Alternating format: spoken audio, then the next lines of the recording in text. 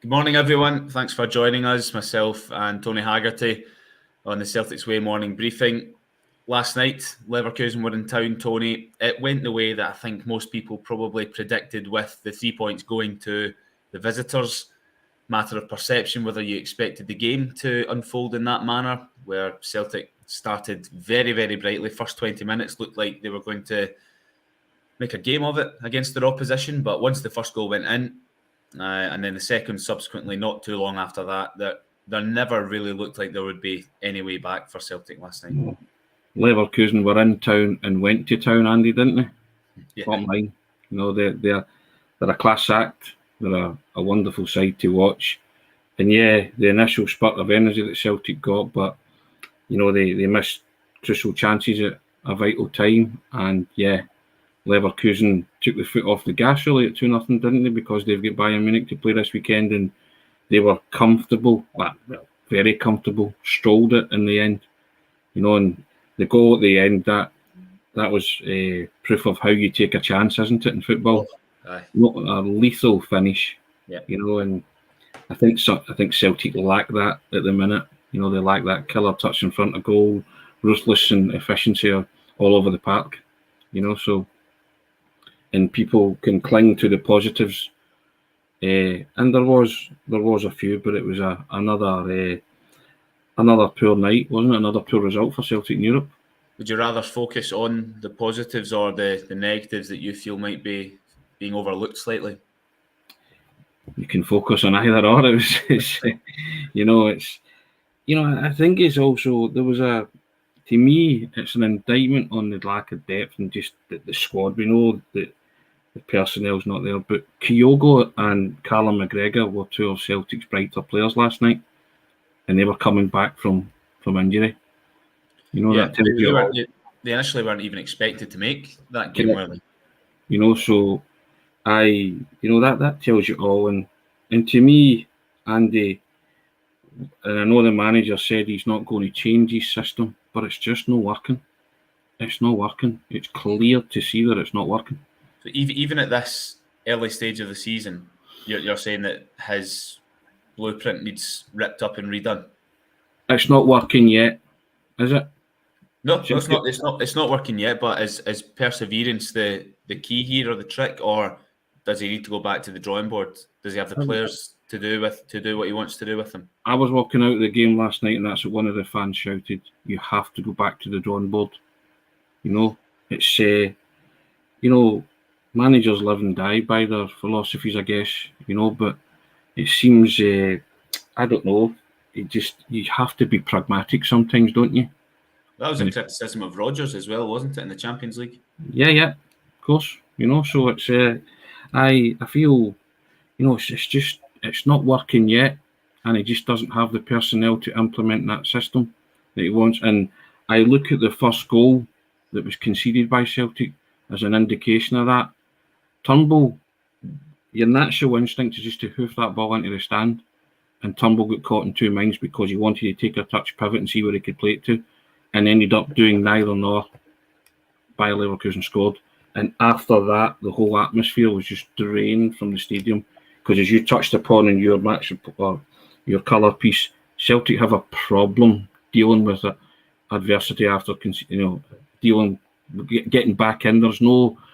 It doesn't seem to me to be powers of recovery when they go a goal down. Yeah.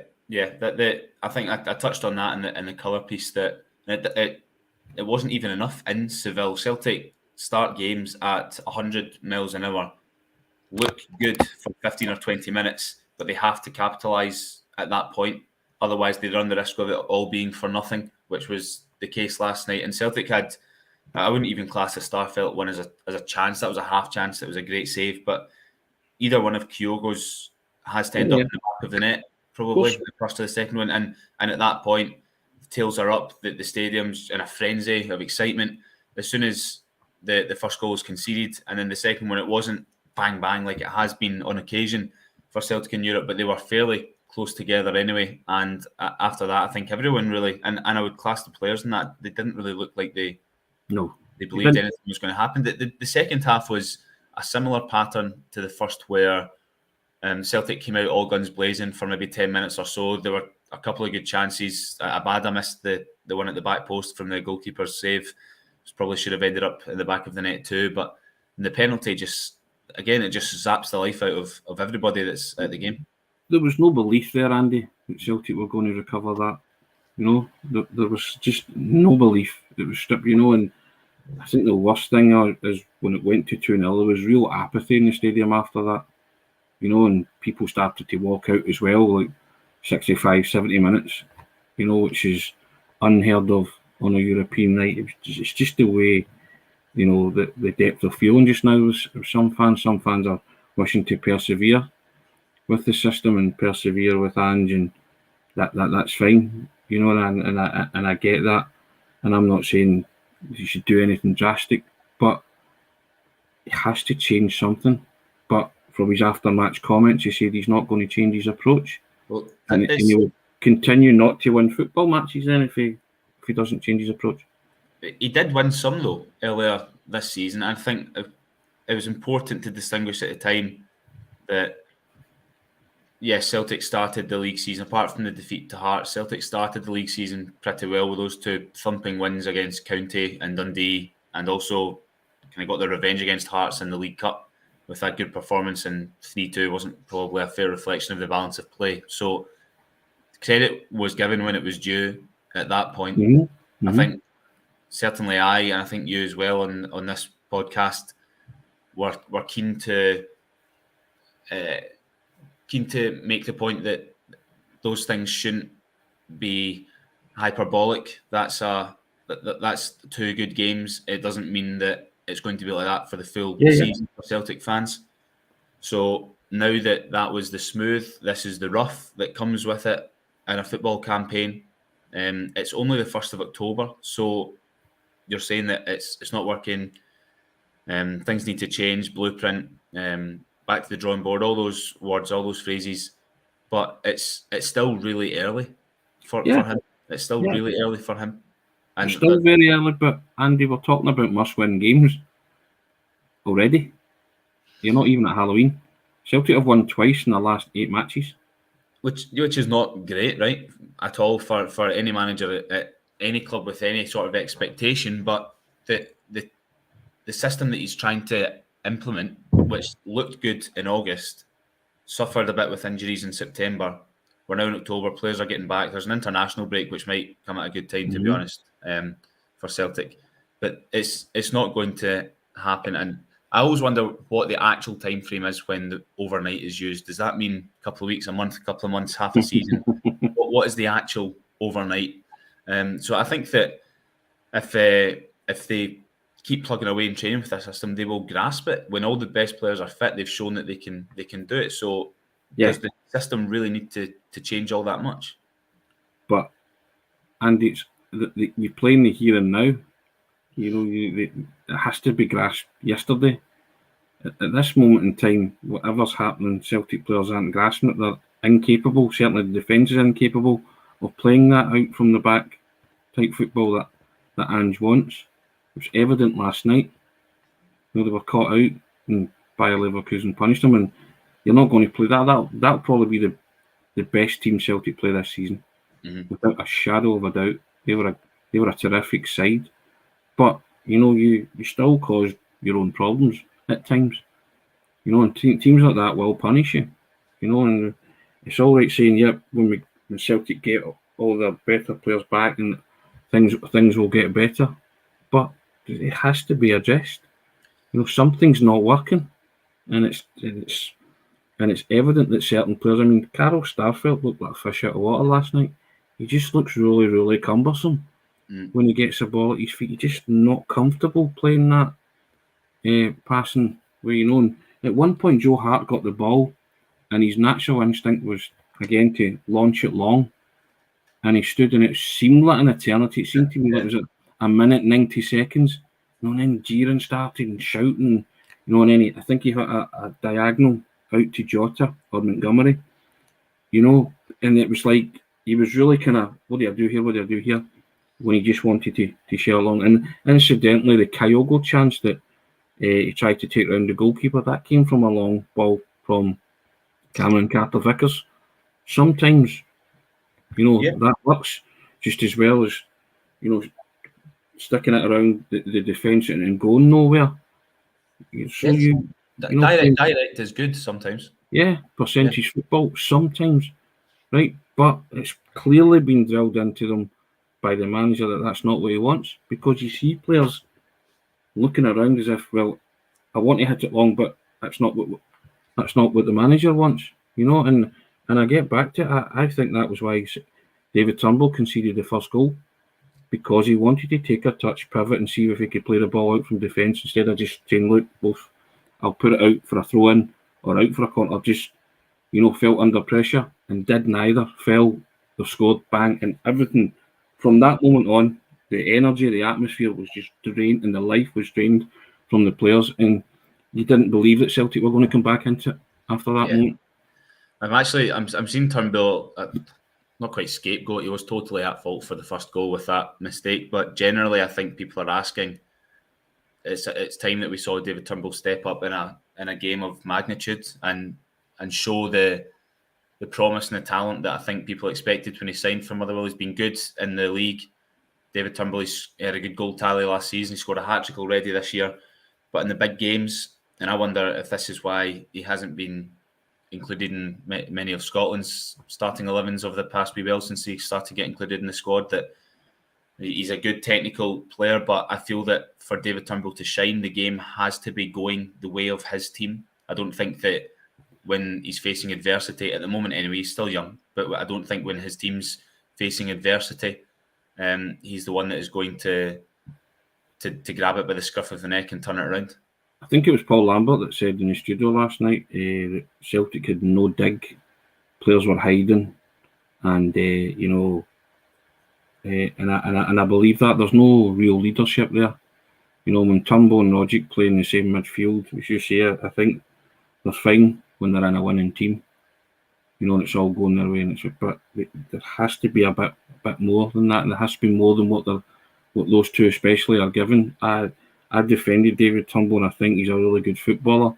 But at this moment in time, he's just having a serious dip in form, and he's not proven himself to be the player that the Celtic supporters think he is and he should be. And that happens. That does happen, but it's a chronic lack of form. He just wasn't at it last night at all. And that mistake that led to the first goal just affected his whole game. It just totally affected him. Him and Rogic are guaranteed to play, though. They are. They're guaranteed to play because of a lack of depth in the squad numbers.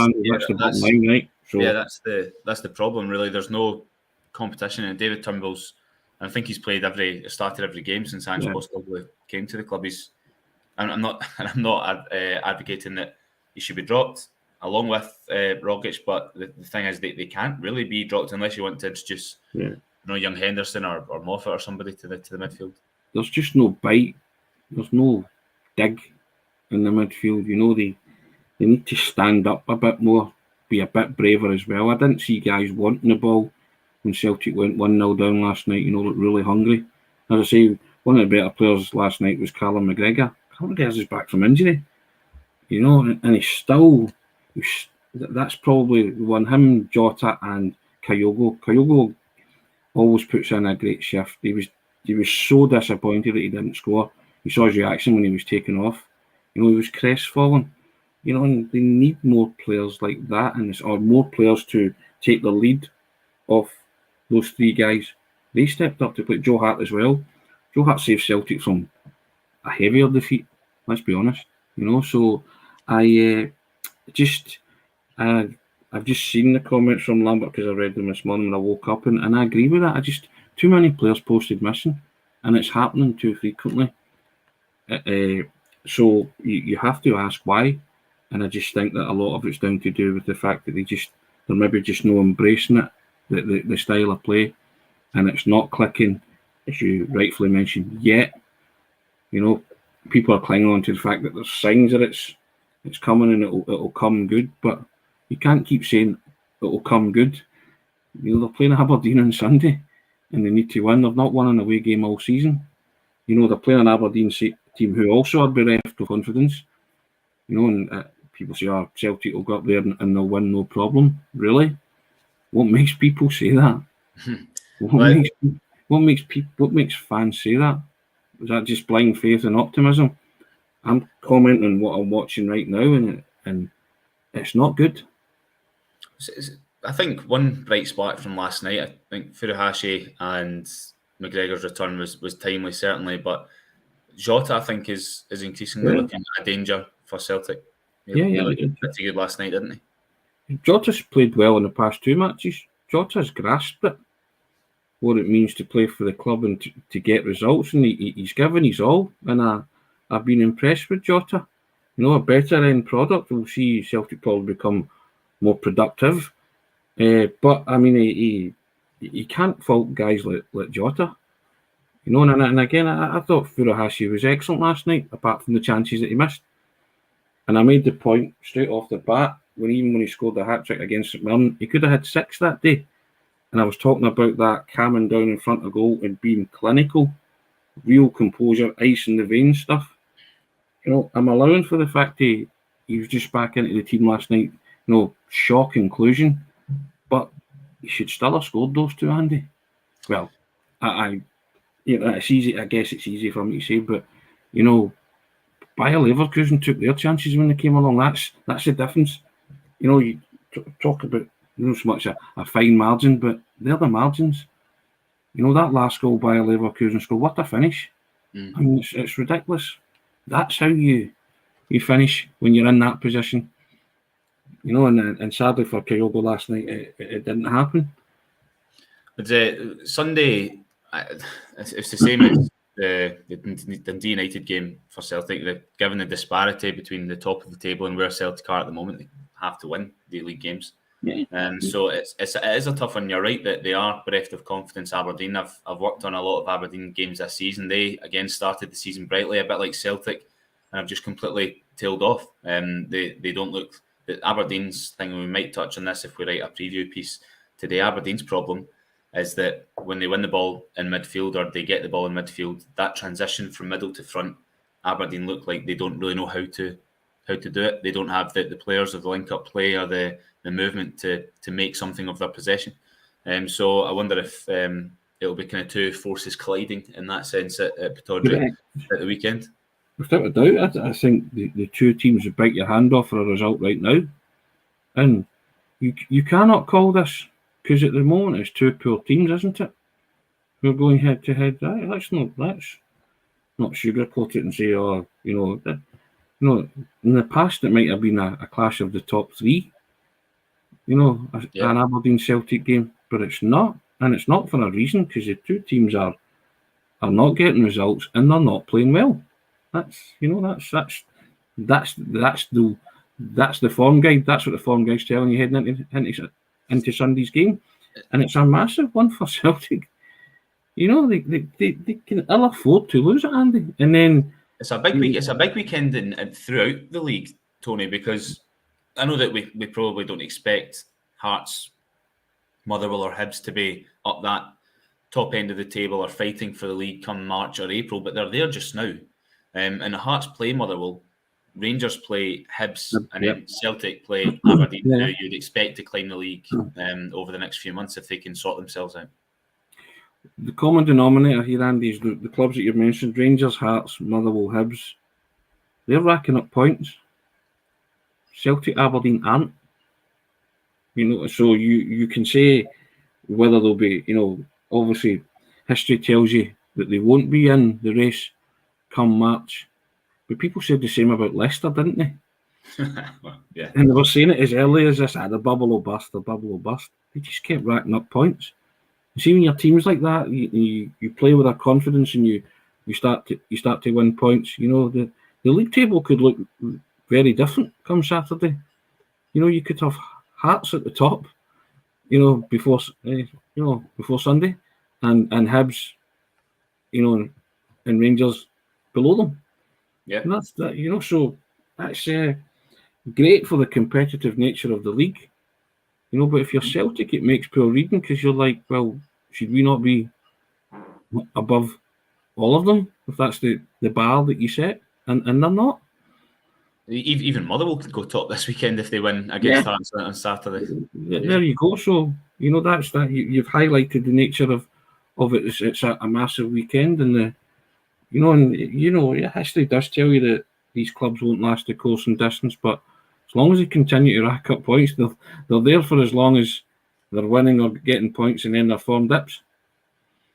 So do you think that the good there's still goodwill? I think we can see in some of the comments here saying that Ange Postecoglou yet hasn't managed to get things going at Celtic. Not that he absolutely won't, but I think that if there's enough goodwill at the moment, how long does that last if Celtic lose to Aberdeen or don't win against Aberdeen?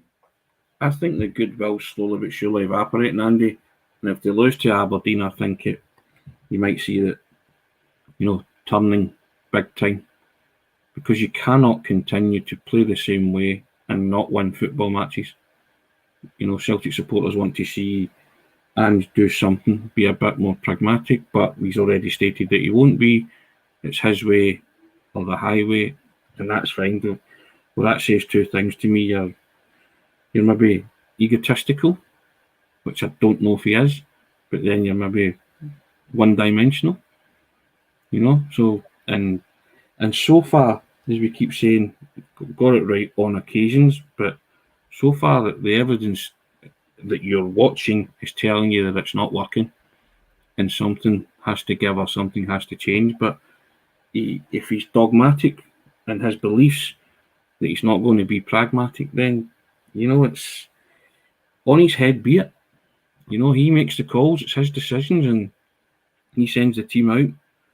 But you can't constantly send a Celtic team out and lose matches. That's the bottom line. That's where they're at. 2 wins in the last 8 tells you all. Tells you something's not functioning, and he has to address that, and he has to start addressing that on Sunday. And if he loses on Sunday, then I think you'll see a real groundswell of opinion saying, right, this isn't acceptable anymore. It's not good enough, because most fans are still on his side, but there's now a kind of a faction that are starting to turn. Okay, well, thanks for joining us again this morning. And remember, you can subscribe to the YouTube channel. You'll get alerts whenever we go live or whenever we post a new video, sometimes tactical analysis or clips from an interview we've done. So thanks for joining us, Tony. We'll see what happens on Sunday.